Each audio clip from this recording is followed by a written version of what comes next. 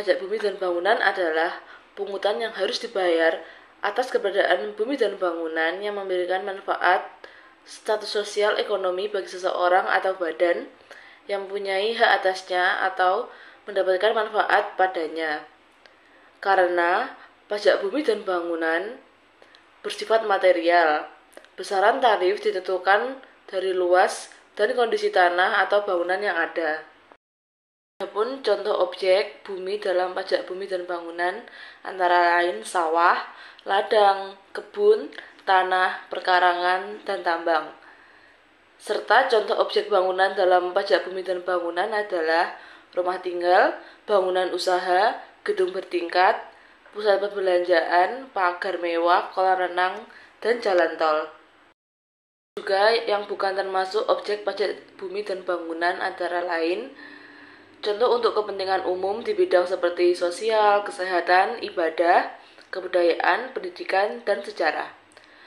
Juga contoh yang digunakan untuk menjaga flora dan fauna seperti hutan suaka alam, hutan lindung, dan taman nasional. Ada juga subjek pajak bumi dan bangunan. Menurut Pasal 4 Undang-Undang Nomor 12 Tahun 1985 dan Undang-Undang Nomor 12 Tahun 1994 tentang pajak bumi dan bangunan, subjek yang harus membayar pajak bumi dan bangunan adalah orang maupun badan atau organisasi yang memiliki hak atau mendapat manfaat atas tanah atau bangunan tersebut. Kemudian berikut ini contoh cara menghitung pajak bumi dan bangunan.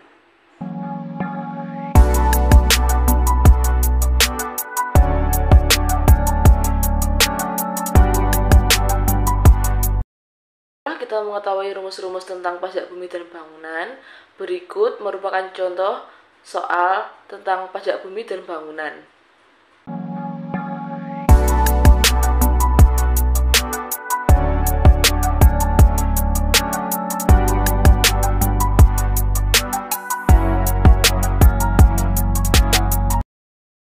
Ada juga SPPT atau Surat Pemberitahuan Pajak Terhutang.